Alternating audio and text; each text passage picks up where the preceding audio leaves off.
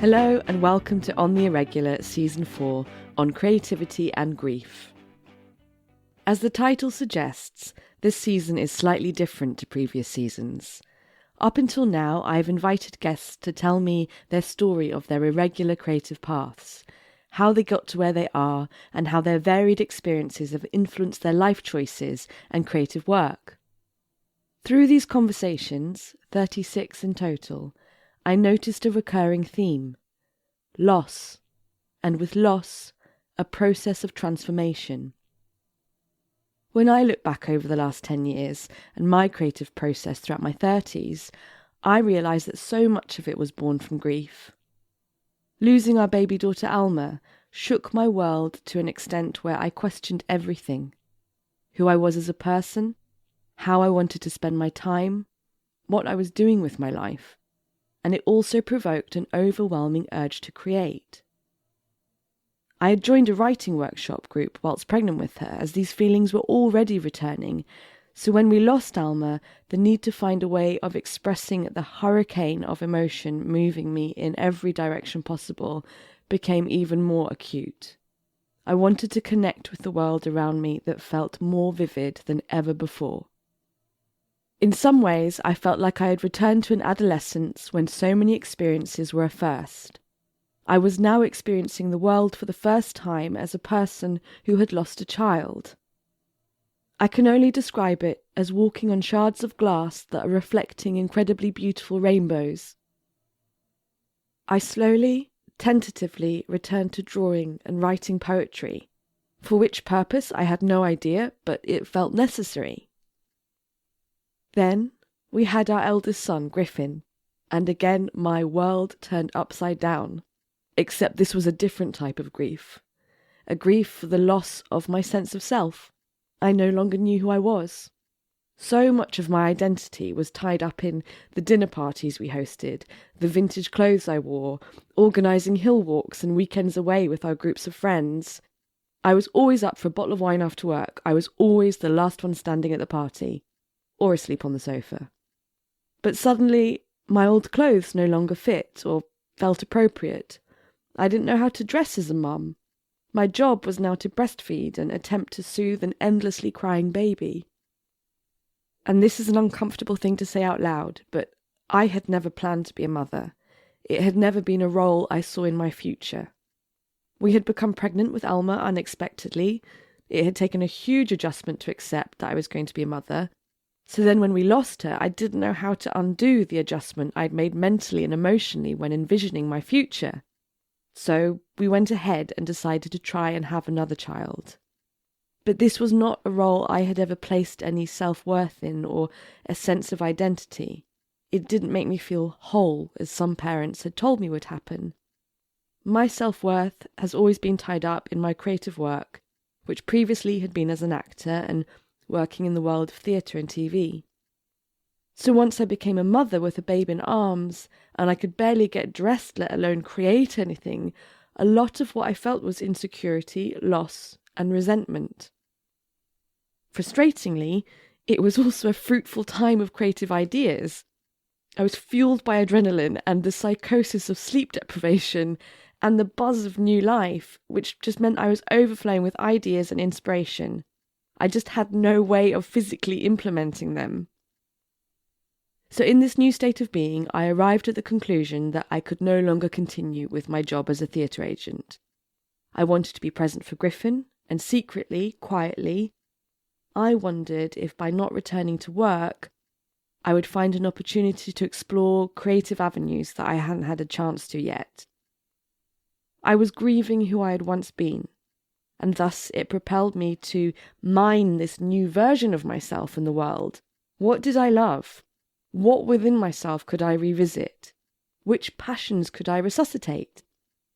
I felt nervous, as I felt too old, like I'd missed the boat, ashamed that I hadn't been to art school or studied creative writing. Who did I think I was, thinking I could be an illustrator, an artist, or a writer?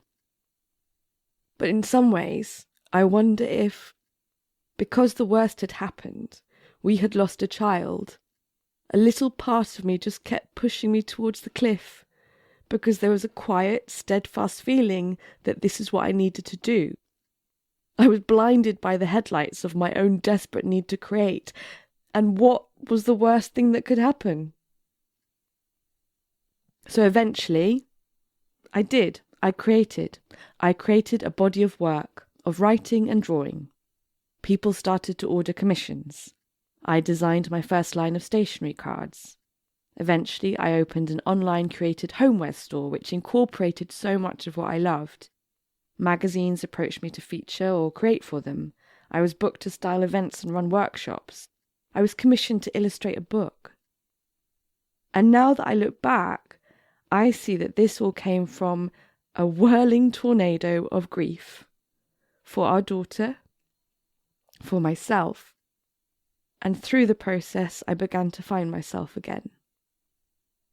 So for this season, I wanted to explore this relationship between creativity and grief further and more in depth. So I put out an open call, inviting creatives from all backgrounds to share their experiences of loss and grief and how it's informed their creative work and lives. This series of recorded conversations are a selection of some of the fascinating, talented creatives who got in touch via email and generously shared their stories. There is no hierarchy of grief.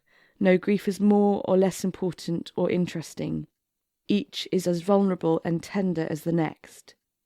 So choosing which stories to share as a podcast episode and which to remain as a thread of emails between myself and the storyteller was an incredibly difficult task. What I decided to do was to include as broad a spectrum of loss as I could with the emails I had received. Loss of a parent, loss of a child, loss of a partner, loss of health, loss of the lives we had expected to live, loss of a sense of self. There were a couple of people I had in mind that I wished to talk to, such as my neighbour Rosie and my old drama school friend Helen, but I waited for them to approach me to share their story, and luckily they did. I've always invited guests in the past, but for these conversations, I needed to know that the guest was entirely secure in wanting to share their story on a public platform. The ball was entirely in their court. Recording the season was quite a different experience to previous seasons.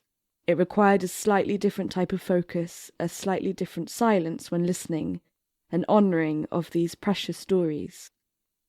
It's also extremely important for me to make it clear that I am not a trained therapist. I am simply a person who finds stories fascinating and enjoys supporting the process of telling them and exchanging thoughts and ideas. Many times I was lost for words.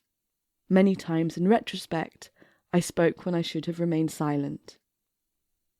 This theme of communication was also touched upon, how we respond to the grief of others, and how we each hope others will respond to our own grief, and how we often don't get it right because it can be such a delicate, complex thing.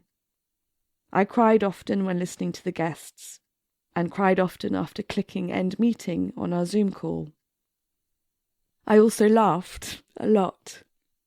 Each conversation is different, some gentle and quiet, some raucous and energetic, but the common threads I found in each were humour, frankness, empathy, self-reflection, hope and love. I invite you to listen to these conversations. I found them thought-provoking, moving, and above all, so full of love. But I must warn you that, as you can imagine, they feature a lot of swearing, references to death, sex and suicide, and quite a lot of raucous laughter over the absurdity of where grief can sometimes take us. Welcome back to On the Irregular, where for this season we will be exploring loss, grief, and how this manifests in our lives and creative work. I cannot wait for you to listen.